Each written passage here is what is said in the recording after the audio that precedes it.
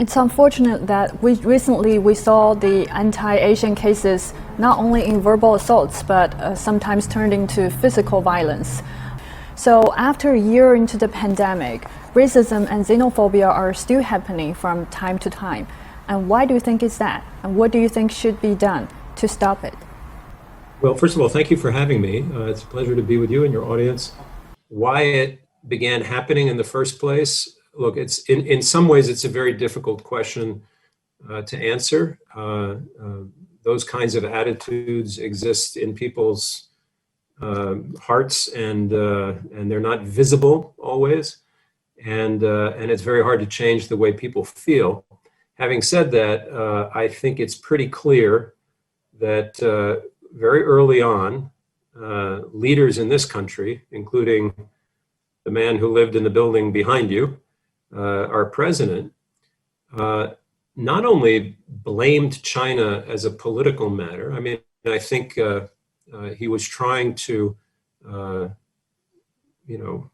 place blame somewhere other than his own government and his own leadership for what was going on in this country, and it just got worse and worse.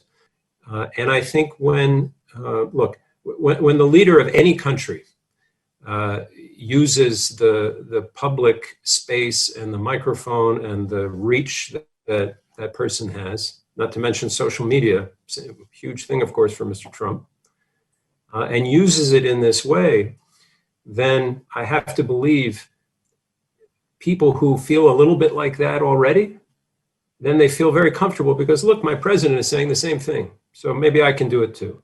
Congresswoman Judy Cho held a press conference two weeks ago.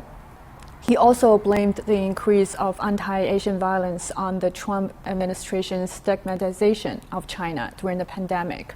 You've also criticized that, but also Judy Cho called on Congress to pass the 2019 No Hate Act. And what do you think of this No Hate Act?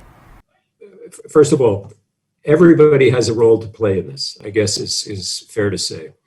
I was very happy to see President Biden pass an executive order early on condemning racism and xenophobia against Asian Americans and Pacific Islanders.